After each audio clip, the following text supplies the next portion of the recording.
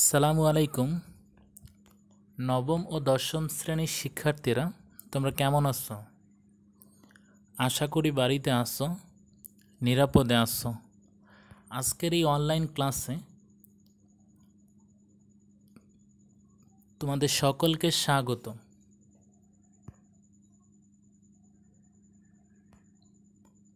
আমি মোহাম্মদ তালহা রাশেদ, সিনিয়র সহকারী শিক্ষক গণিত, Ibne Taslima Nasir school and college, Angaria, Shariatpur.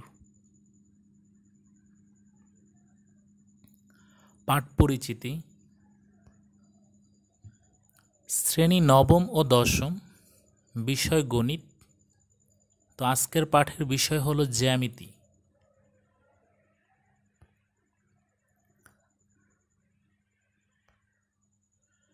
তোমরা স্ক্রিনে একটু লক্ষ্য করো,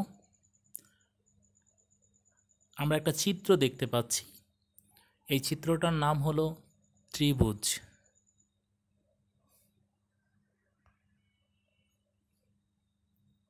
দেখো, চাকার মতো একটা গোল আমরা দেখতে পাচ্ছি, এটা হচ্ছে বৃত্ত।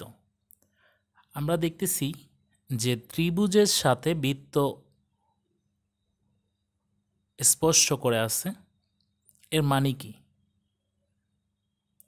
ত্রিভুজের সাথে বৃত্ত স্পর্শ করে আছে, এর মানে হলো বহিবৃত্ত। ত্রিভুজের বাহিরে বৃত্ত।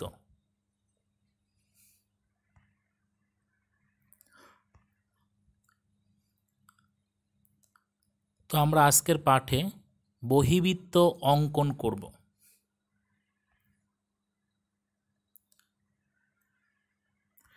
শিক্ষার্থীরা আজকের পাঠ থেকে যা শিখতে পারবে তা হলো একটা নির্দিষ্ট ত্রিভুজের বহিবৃত্ত অঙ্কন করতে পারবে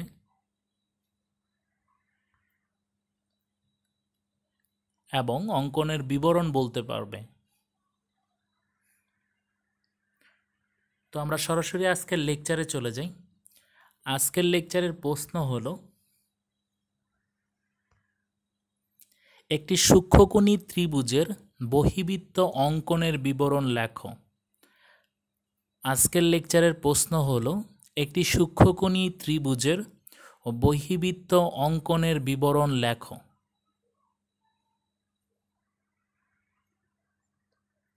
বিশেষ নির্বাচন।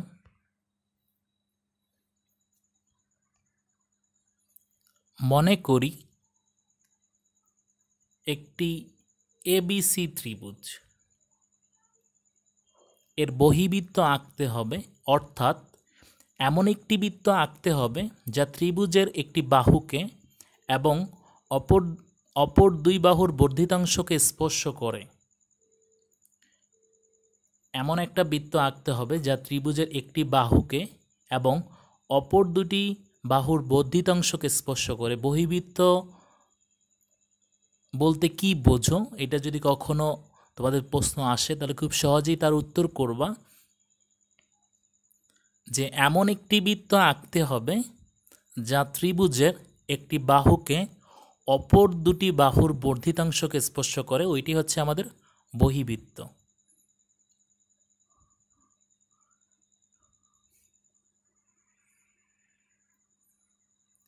একটু স্ক্রিনে লক্ষ্য করো,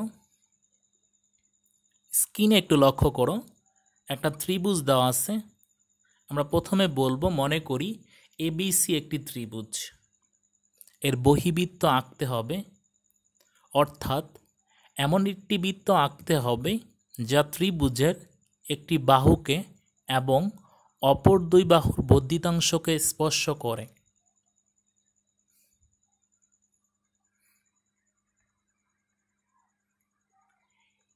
এবি ও এসি বাহুদ্বয়কে যথাক্রমে বিই ও সিএফ পর্যন্ত বর্ধিত করি।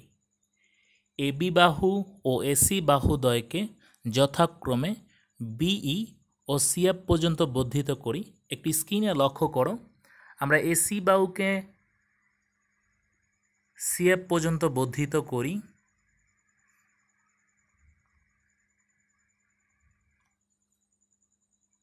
একইভাবে এবি বাহুকে বি পর্যন্ত বর্ধিত করি, তাহলে আমরা প্রথম কাজটা করলাম। অঙ্কনের মধ্যে প্রথম কাজ হচ্ছে আমরা ত্রিভুজ এবিসি নিব, এর এবি বাহুকে বি পর্যন্ত বর্ধিত করলাম এবং এসি বাহুকে সিএফ পর্যন্ত বর্ধিত করলাম।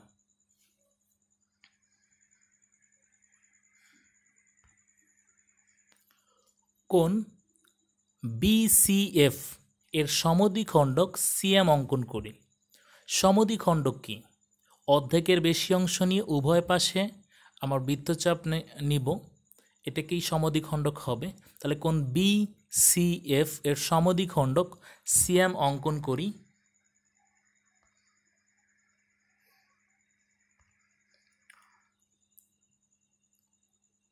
কোণ বিসিএফ এর সমদ্বিখণ্ডক সিএম অঙ্কন করি।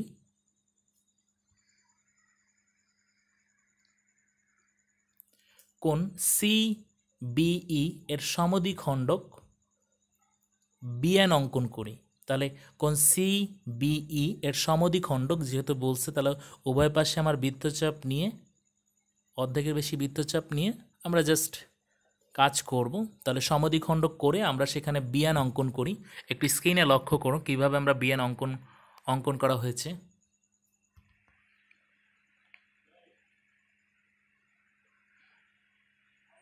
কোণ সিবিই এর সমদ্বিখণ্ডক করে বিএন অঙ্কন করলাম।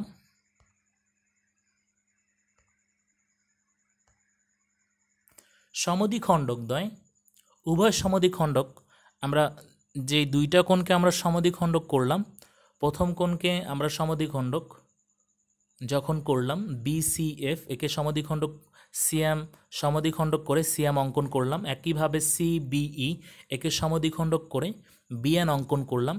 এরা পরস্পর, এই দুই সমদ্বিখণ্ডকদ্বয় পরস্পর ও বিন্দুতে ছেদ করে। দুইটা সমদ্বিখণ্ডকদ্বয় পরস্পর ও বিন্দুতে ছেদ করে।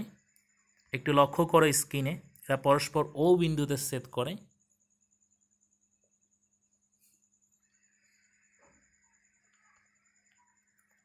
ও বিন্দু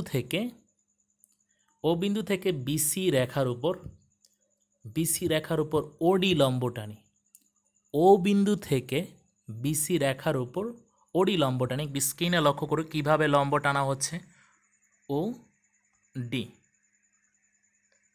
তাহলে ও বিন্দু থেকে বিসি রেখার উপর ওডি লম্ব টানি।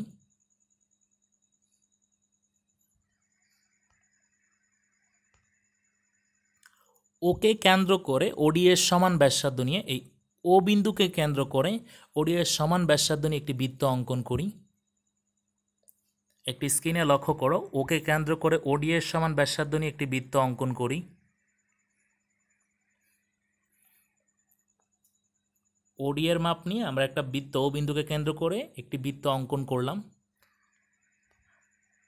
তাহলে আমরা বলতে পারি, তাহলে ওই বৃত্তটি নির্ণয় বহিবৃত্ত, ওই বৃত্তটি নির্ণয় বহিবৃত্ত।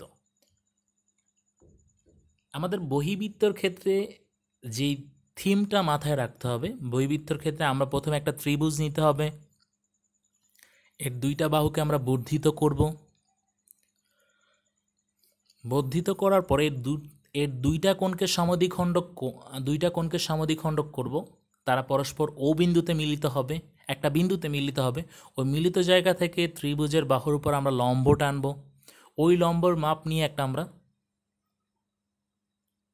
বৃত্ত অঙ্কন করব। তাহলে ইআই হবে আমাদের নির্ণয় বহিবৃত্ত। তাহলে খুব সহজেই বহিবৃত্ত অঙ্কন করতে পারবো। আমরা একটু অঙ্কনের বিবরণটা একটু লক্ষ্য করি। তারপরেও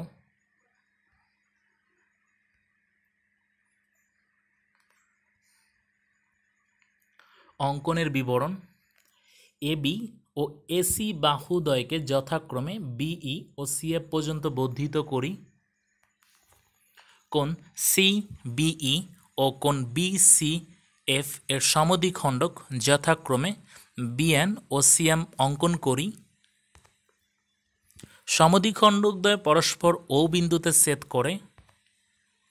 ও বিন্দু থেকে বিসি রেখার উপর ওডি লম্ব টানি, ওকে কেন্দ্র করে ওডি এর সমান ব্যাসার্ধ নিয়ে একটি বৃত্ত অঙ্কন করি, তাহলে ওই বৃত্তটি নির্ণয় বহিবৃত্ত। তাহলে আমরা খুব সহজেই বহিবৃত্ত অঙ্কন করতে পারবো যদি আমাদের থিমটা মাথায় রাখি। একটা ত্রিভুজ নিয়ে তার দুইটা বাহুকে আমরা বর্ধিত করব, এদের দুইটা কোণকে আমরা সমদ্বিখণ্ডক করে এরা একটা পয়েন্টে মিলিত হবে, সেই পয়েন্ট থেকে আমরা লম্ব টানবো, ওই লম্বের মাপ নিয়েই ত্রিভুজের একটা রেখার উপর আমরা লম্ব টানবো, ওই লম্বের মাপ নিয়ে আমরা একটা বৃত্ত অঙ্কন করব, তাহলে ইয়েই হবে নির্ণয় বহিবৃত্ত।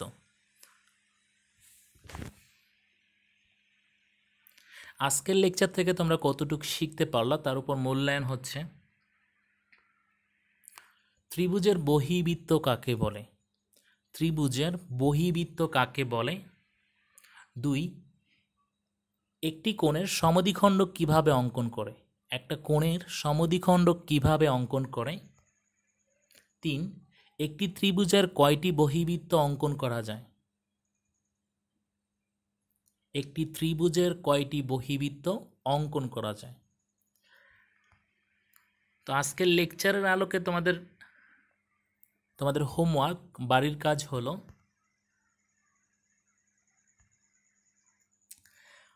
5 সেন্টিমিটার বাহু বিশিষ্ট একটি সমবাহু ত্রিভুজ এবিসি এর এসি বাহুকে স্পর্শ করে একটি বৃত্ত অঙ্কন করো। 5 সেন্টিমিটার বাহু বিশিষ্ট একটি সমবাহু ত্রিভুজ মানে তার তিনটা বাহুই সমান হবে 5 5 5। তাহলে এবিসি এর এসি বাহুকে স্পর্শ করে একটি বৃত্ত অঙ্কন করো। আমরা এমন একটা বৃত্ত অঙ্কন করতে হবে যে বৃত্তটা এসি বাহুকে স্পর্শ করে। তাহলে আজকের লেকচারটা যদি তোমরা মনোযোগ সহকারে হয়তো বুঝে থাকো, তারা প্রত্যেকেই বাড়ির কাজটা খুব সহজেই করতে পারবা। আজকের মতো লেকচার এতটুকুই। তোমরা সকলে ভালো থেকো, নিরাপদ দূরত্ব থেকো, স্বাস্থ্যবিধি মেনে চলো। সবাইকে ধন্যবাদ। খোদা হাফেজ।